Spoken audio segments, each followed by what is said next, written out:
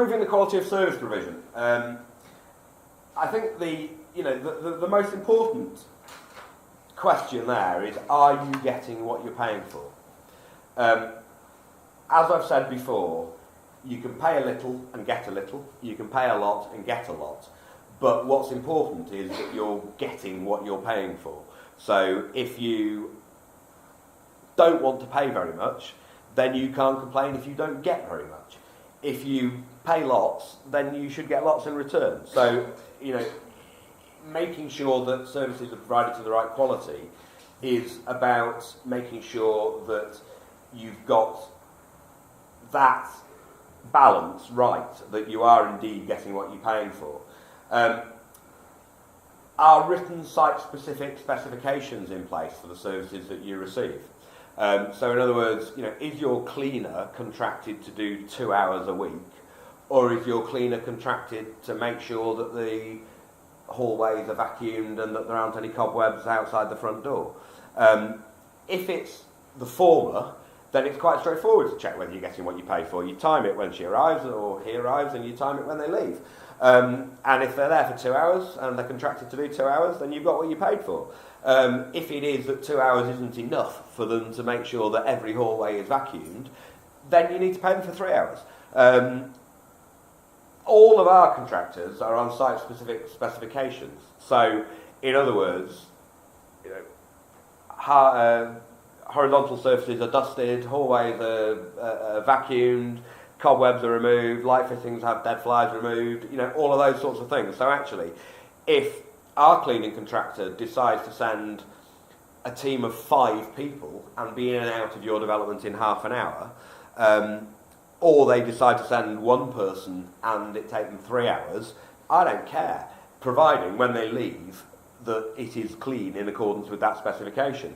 So if you have site-specific specifications in place and you feel that the quality of work isn't good enough, you should be asking to see those specifications. What is the cleaner actually paid to do? And if you understand that, you can make a decision about whether or not you're getting what you're paying for. If you don't know what the cleaner's paid to do, then it's very difficult. Whose role is it to check on the quality of work? And this rolls into the next 2 questions really, which is how often does your managing agent visit the development? And possibly being a bit naughty with the next one is how often should your managing agent be visiting your development?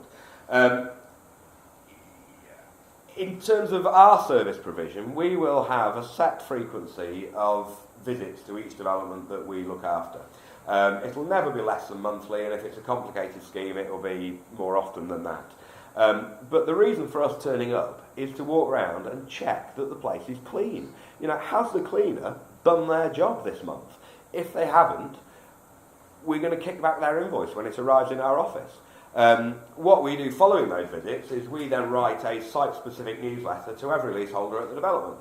And so if we turned up and we found that actually we didn't think it was very clean, we would write you all and we'd say, last month when we were on site, we were really disappointed with the standard of cleaning. So we've spoken to your cleaner and we've told them that if this doesn't improve within the next 6 weeks, we will be re-tendering the contract. And so we would tell you, we would proactively say, look, we're managing this contract for you. We're making sure that you are getting what you're paying for. I have come across managing agents whose service provision includes visiting site once a year. How on earth do they sign off your cleaning invoice at the end of each month? I have no idea. Do they know where the cleaner's been? Do they know whether, if they have been, whether they've cleaned to the right standard?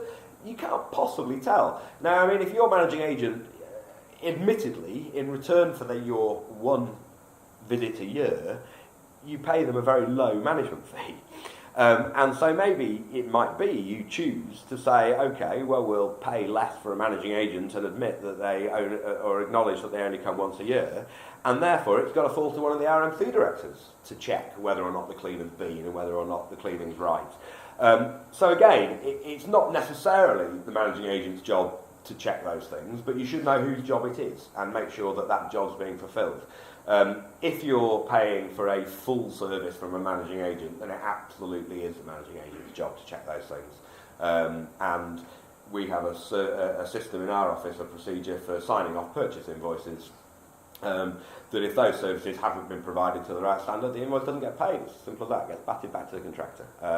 If I haven't done the job I'm telling you I'm going to do for you, I wouldn't expect my invoice to get paid either.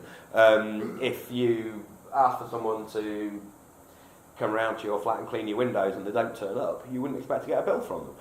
So again, it's making sure that actually people are provided services in return for what you're doing. The last question I pose there is, are you paying enough? It's all very well nailing a contractor to the floor over price, but don't be surprised if they then scream and don't do the job that you thought they were going to do. You've got to be realistic about what things cost. We all want things for as cheap as we can buy them as consumers. If you've got a loaf of bread on the shelf that's £2 and a loaf of bread that's £1.50, you're probably going to buy the one that's £1.50. So we all want things that are cheap enough, as cheap as possible, but you've got to be realistic about what things cost. And there is a cost associated with people turning up to site. If things like petrol going up in price means it costs your cleaner more to get to your site than it cost them before. Don't be surprised if they want to charge you a bit more. You've just got to be realistic as a consumer that actually it's about getting value for money. It's about paying the right amount of money for the service that you want in return. Again, Gary touched on it talking about insurance. Is annual retendering of contracts the best way of building relationships with your contractors? In the same way as he said, underwriters get sick of knowing that actually they've only got this business for a year.